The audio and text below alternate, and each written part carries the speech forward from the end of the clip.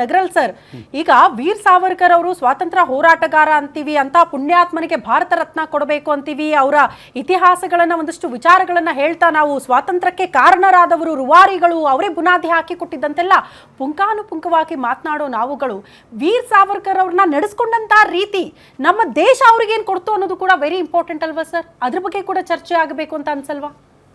ನಾವು ಈ ದೇಶದ ಈ ಹಿಂದೂಗಳಾಗಿ ಹಿಂದುತ್ವದ ಹೋರಾಟಕ್ಕೆ ಅವರು ಪ್ರೇರಣೆ ಆಗಿದ್ದಕ್ಕೆ ನಾವು ಏನೂ ಕೊಟ್ಟಿಲ್ಲ, ಅದಕ್ಕೆ ನಾವು ಕ್ಷಮೆ ಕೇಳಬೇಕು ಅವ್ರಿಗೆ.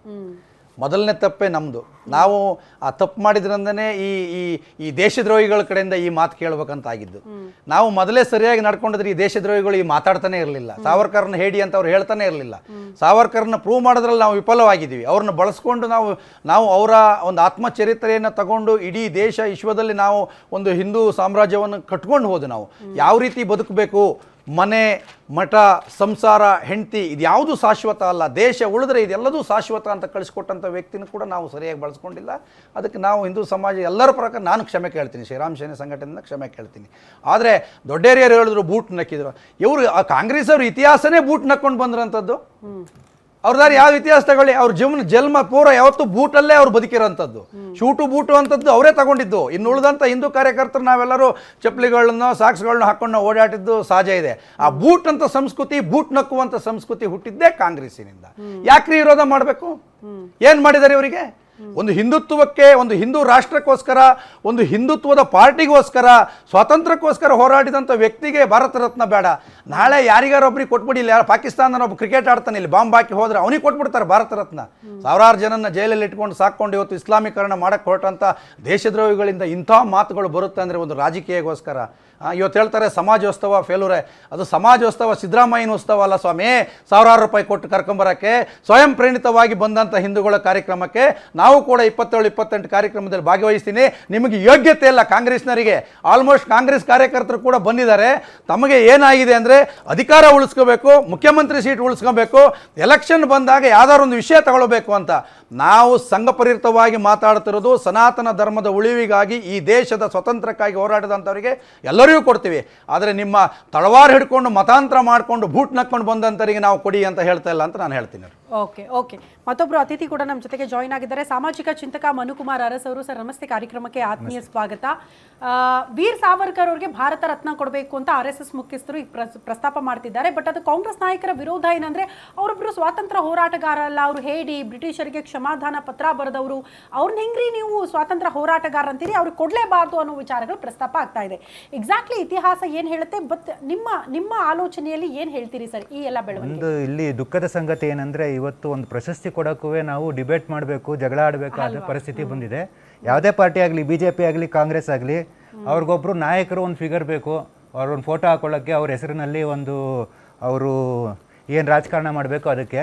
ಸೊ ಅವ್ರವ್ರಿಗೆ ಪಾರ್ಟಿಗೆ ಯಾರ್ಯಾರು ಅಲೈನ್ ಆಗಿರ್ತಾರೆ ಅವ್ರಿಗೆ ಪ್ರಮೋಟ್ ಮಾಡ್ತಾರೆ, ಅವ್ರಿಗೆ ಒಂದು ಪ್ರಶಸ್ತಿ ಕೊಡಬೇಕು, ನಮ್ಮ ರಾಜ್ಯದ ಲೆವೆಲ್ಲಾಗಲಿ ದೇಶದ ಲೆವೆಲ್ಲಾಗಲಿ. ಸೊ ಇದು ಪ್ರೆಸೆಂಟ್ ಏನು ಪೊಲಿಟಿಕ್ಸ್ ನಡೀತಾ ಇರೋದು ಇದು. ಸೊ ಪೊಲಿಟಿಕ್ಸ್ ಬಿಟ್ಟು ಒಬ್ಬರದ್ದು ಸೇವೆ ಗುರುತಿಸಿ ಕೊಡೋದಾದರೆ, ಸೊ ಅದರಲ್ಲಿ ಈಗ ಫಸ್ಟ್ ಆಫ್ ಆಲ್ ಈಗ ಇವರು ಸಾವರ್ಕರ್ ಅವರು ಇಂಡಿಪೆಂಡೆನ್ಸ್ ಟೈಮಲ್ಲಿ ಫ್ರೀಡಮ್ ಸ್ಟ್ರಗಲ್ಲಿ ಪಾರ್ಟಿಸಿಪೇಟ್ ಮಾಡಿದ್ರು ಅಂತ ಬರ್ತದೆ. ಸೊ ಇಂಡಿಪೆಂಡೆನ್ಸ್ ಕುರಿತಾಗಿ ನಾವು ಮಾತಾಡೋದಾದರೆ, ಇಂಡಿಯಾಗೆ ಒಂದೇ ಇಂಡಿಪೆಂಡೆನ್ಸ್ ಬಂದಿಲ್ಲ, ಪ್ರಪಂಚದಾದ್ಯಂತ 100ಕ್ಕೂ ಹೆಚ್ಚು ಕಂಟ್ರಿಗಳಿಗೆ ಇದೇ 21ನೇ ಶತಮಾನದಲ್ಲಿ ಇಂಡಿಪೆಂಡೆನ್ಸ್ ಬಂದಿದೆ. ಬ್ರಿಟಿಷ್ ಆಡಳಿತ ಇದ್ದಿದ್ದ ಹೆಚ್ಚು ಕಡಿಮೆ 64-65 ದೇಶಗಳಿಗೆ ಇಂಡಿಪೆಂಡೆನ್ಸ್ ಬಂದಿದೆ, ಇಂಡಿಯಾ ಸೇರಿ.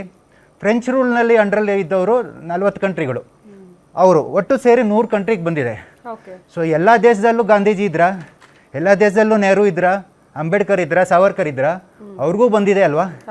ಒಂದು ಅಲ್ಲೂ ಸಂವಿಧಾನ ಮಾಡ್ಕೊಂಡಿದ್ದಾರೆ, ಅಲ್ಲೂ ಡೆಮೋಕ್ರೆಟಿಕ್ ಸಿಸ್ಟಮ್ ಸೆಟಪ್ ಮಾಡ್ಕೊಂಡಿದ್ದಾರೆ, ನಡೀತಾ ಇದೆ. ಸೊ ಇದರಲ್ಲಿ ನಮಗೆ ವಿಶೇಷತೆ ಇರ್ಬೋದು, ನಮಗೆ ಇಂಡಿಪೆಂಡೆನ್ಸ್ ಬಂದಿದೆ, ಸ್ವಾತಂತ್ರ್ಯ ಬಂದಿದೆ, ಇವರೆಲ್ಲ ತರಿಸ್ಕೊಟ್ಟಿದ್ದಾರೆ ಅಂತ.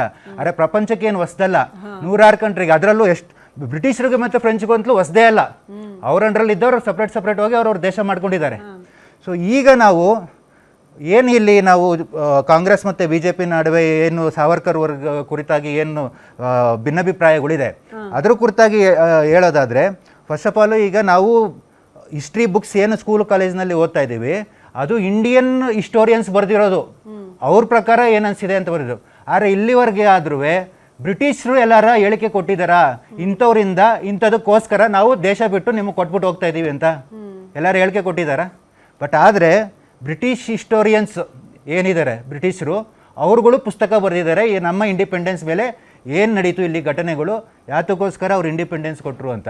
ಫಾರ್ಮಲ್ ಆಗಿ ಬ್ರಿಟಿಷ್ ಪಾರ್ಲಿಮೆಂಟ್ ಅವ್ರು ಕೊಡದೇ ಇದ್ರು ಡಿಕ್ಲರೇಷನ್ ಏನಕ್ಕೆ ಕೊಟ್ಟಿದ್ದೀವಿ ಅಂತ ಇವ್ರು ತೊಗೊಳ್ಬೇಕಾಗಿತ್ತು. ಆ್ಯಕ್ಚುಲಿ ಈಗಲಾರ ತೊಗೊಳ್ಬೇಕು, ಡಿಸ್ಕಷನ್ ಈಗಲೂ ಬ್ರಿಟಿಷ್ ಪಾರ್ಲಿಮೆಂಟಲ್ಲಿ ಮಾಡ್ಬೋದು ಅವರು. ಬಟ್ ಇಲ್ಲಿ ಏನಕ್ಕೆ ಬ್ರಿಟಿಷ್ ನೀವು ಹಿಸ್ಟೋರಿಯನ್ಸ್ ಲೆಕ್ಕದ ಪ್ರಕಾರ ಹೋದರೆ ಇಲ್ಲಿ ನಮ್ಮ ಫ್ರೀಡಮ್ ಏನು ಸ್ಟ್ರಗಲ್ ಮಾಡಿದ್ರು ಅವ್ರನ್ನ 3 ಪಂಗಡ ಮಾಡ್ತಾರೆ. ಒಂದು ಮಾಡ್ರೇಟ್ಸ್ ಅವರು, ಈ ಗಾಂಧೀಜಿ ಆಗಲಿ ನೆಹರು ಅವರಾಗಲಿ ಪಟೇಲ್ ಅವರಾಗಲಿ ಒಂದು ಪೆಟಿಷನ್ ಮನವಿ ಕೊಡೋ ಮೂಲಕ ಏನು ಸರ್ಕಾರಕ್ಕೆ ಅಲ್ಲಿ ಬ್ರಿಟಿಷ್ ಸರ್ಕಾರಕ್ಕೆ ಆ ನಡೆನುಡಿ ಇಟ್ಕೊಂಡಿದ್ರು. ಇನ್ನೊಂದು ಎಕ್ಸ್ಟ್ರೀಮಿಸ್ಟ್ಸ್, ಒಂದು ತಿಲಕ್ ಅವರು, ಸೊ ಆ ವರ್ಗದವ್ರು ಏನಿದ್ರು, ಸೊ ಅವರು ಒಂದು ಮಟ್ಟಿಗೆ ಹೋರಾಟಗಾರ ಅಗ್ರೆಸಿವ್ ಆಗಿ ಹೋರಾಟ ಮಾಡ್ತಿದ್ರು. ಇನ್ನೊಂದು ಬಂದು ರೆವಲ್ಯೂಷನರಿಸ್ಟ್ ಅಂದರೆ ಈಗ ನಮ್ಮ ಭಗತ್ ಸಿಂಗ್ ಅವರು, ಸಾವರ್ಕರ್ ಅವರು ಅದರಲ್ಲೇ ಬರ್ತಾರೆ. ಸೊ ಅವರು ರೆವಲ್ಯೂಷನ್ ಪಂಗಡಕ್ಕೆ ಹೇಳ್ತಾರೆ.